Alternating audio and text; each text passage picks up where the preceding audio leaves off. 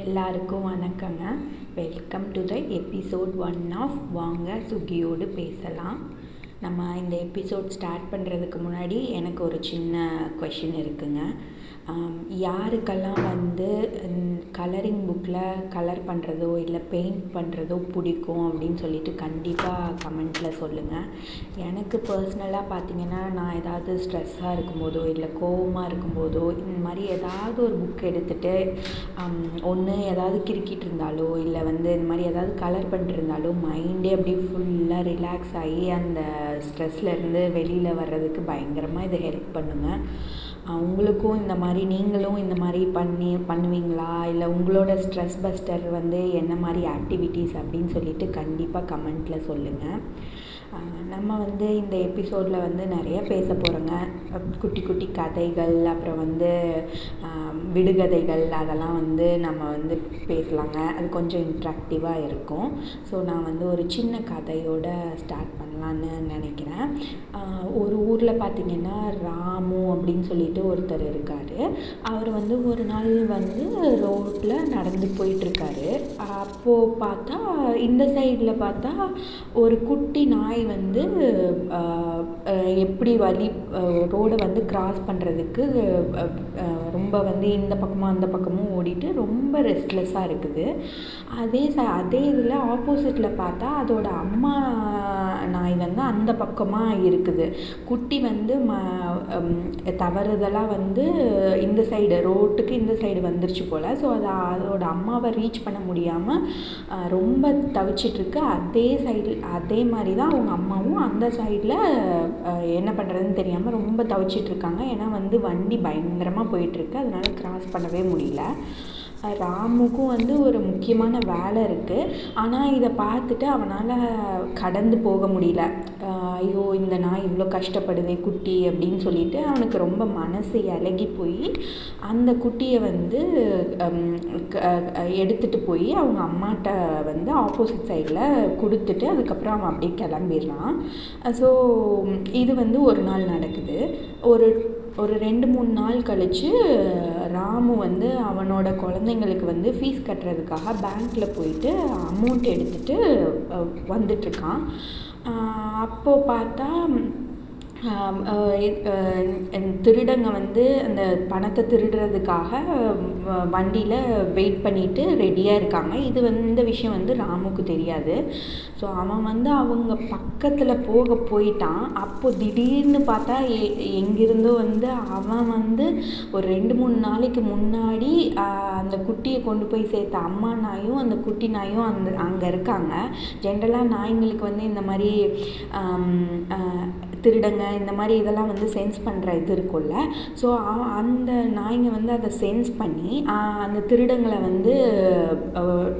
குலைச்சி துரத்தி விட்டுறாங்க. அப்போது இந்த கதையிலேருந்து நம்மளுக்கு என்ன தெரியுதுன்னா, நம்ம ஒரு சின்ன உதவி ஒருத்தங்களுக்கு செய்கிறோம் அப்படின்னா அது அவங்களுக்கும் பயனுள்ளதாக இருக்கும். ஏதோ ஒரு விதத்தில் நம்மளுக்கும் அது நாளைக்கு நம்மளோட கஷ்டத்துலேருந்து காப்பாற்றும் அப்படிங்கிறது தாங்க இந்த கதையோட பொருள். ஸோ இதை தான் நம்ம திருவள்ளுவர் ஒரு திருக்குறளில் அழகாக சொல்லியிருப்பார். அது என்ன குறள்னா, காலத்தினால் செய்த நன்றி சிறிதெனினும் ஞாலத்தின் மான பெரிது. இந்த குறள் நீங்கள் உங்கள் சின்ன வயசில் படிச்சிருக்கீங்களா, கேட்டிருக்கீங்களான்னு சொல்லிட்டு கண்டிப்பாக கமெண்ட்டில் சொல்லுங்கள். அப்புறம் உங்களுக்கெல்லாம் இப்போது நான் கலரிங் பண்ணிட்டுருக்கேன். உங்களுக்கெல்லாம் பிடிச்ச கலர் என்ன அப்படின்னு சொல்லிட்டு கண்டிப்பாக கமெண்ட்டில் சொல்லுங்கள். ஏன்னா இந்த நம்மளோட சுச்சுவேஷன், நம்மளோட மூடை பொறுத்து நம்ம நிறைய கலர்ஸ் வெளியில் காமிப்போங்க. இப்போது ஒரு சின்ன எக்ஸாம்பிள் சொல்கிறேன். இப்போ நம்ம கோவமாக இருக்கோம் அப்படின்னு, நம்ம ரொம்ப கோவமாக இருக்கோம் ஒருத்தங்க மேலேயோ இல்லை ஏதாவது ஒன்று நினச்சி கோவமாக இருக்கோம் அப்படின்னா நம்ம ரிஃப்ளெக்ட் பண்ணுற கலர் பார்த்துக்கிட்டிங்கன்னா ரெட்டு. ஸோ இந்த மாதிரி ஒரு சுச்சுவேஷனுக்கும் நம்ம ஒரு கலர் ரிஃப்ளெக்ட் பண்ணுவோங்க. இப்போ எக்ஸாம்பிளுக்கு நம்ம வந்து ஒரு தோட்டத்துக்கு போகிறோம், அப்படியே பச்சை பசுமையாக இருக்குது, இல்லை வந்து ஒரு மலை பிரதேசங்களுக்கு போகிறோம் அப்படின்னா நம்ம எக்ஸிபிட் பண்ணுற கலர் வந்து பச்சைங்க, தட் இஸ் க்ரீன். ஏன்னா வந்து நேச்சரோட இயற்கையோட ஒன்றி போய் அது ஒரு மாதிரி நல்ல ஒரு ஃபீலிங் கொடுக்கும் பாருங்கள். ஸோ வந்து நம்மளோட பிஹேவியருக்கு ஏற்ற மாதிரி நம்ம வந்து டிஃப்ரெண்ட் கலர்ஸ் வந்து நம்ம லைஃப்பில் இல்லை நம்ம டே டு டே ஆக்டிவிட்டீஸில் வந்து நம்ம வந்து வெளிப்படுத்திட்டு தாங்க இருப்போம்.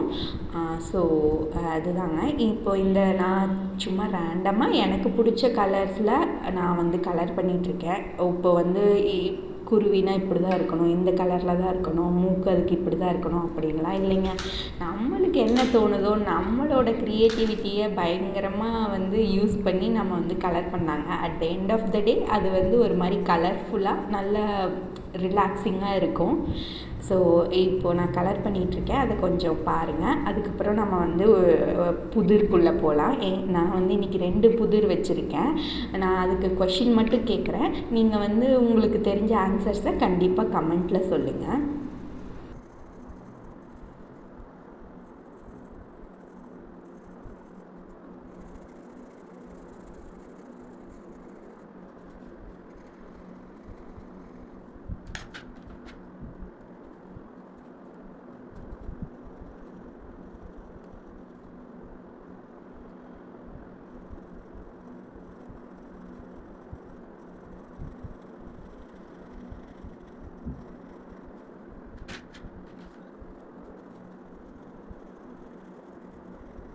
எவ்வளோ பேர் இவ்வளோ தூரம் இந்த வீடியோவை பார்த்துட்டு வந்திருக்கீங்கன்னு தெரியலங்க.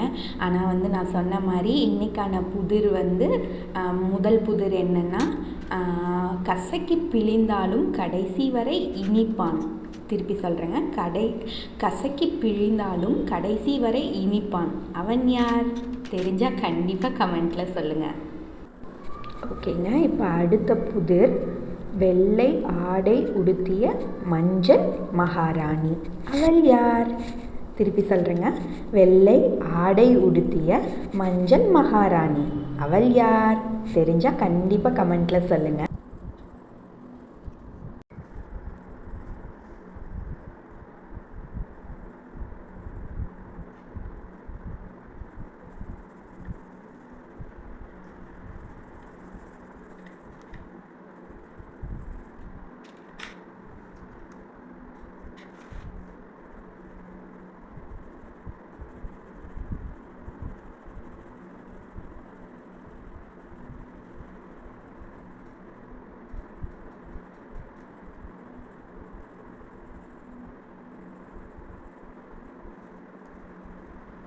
இந்த எபிசோடை இதோட முடிச்சுக்கிறேங்க. உங்களுக்கு என்னோடய திருக்குறள், என்னோடய புதிர்லாம் பிடிச்சிருந்துச்சுன்னா கண்டிப்பாக கமெண்ட்டில் சொல்லுங்கள். அப்புறம் நாளைக்கு வந்து எந்த குறளை பற்றி பேசலாம் அப்படின்னு சொன்னீங்கன்னா நான் அதுக்கான கதையோடு வருவேன். ஸோ இது தாங்க ஃபைனலாக முடிச்சிருக்கோம். ஒரு கால்வாசி முடிச்சாச்சு. நான் வந்து பிக்சர்ஸ் அட்டாச் பண்ணுறேன். தேங்க்ஸ் ஃபார் வாட்சிங். தொடர்ந்து பேசலாங்க. Stay tuned. எண்ணம் போல் வாழ்க்கை. அப்புறம் இந்த கண்டென்ட் பிடிச்சிருந்தா கண்டிப்பாக லைக் பண்ணி கமெண்ட் பண்ணி சப்ஸ்கிரைப் பண்ணுங்கள். தேங்க்யூ.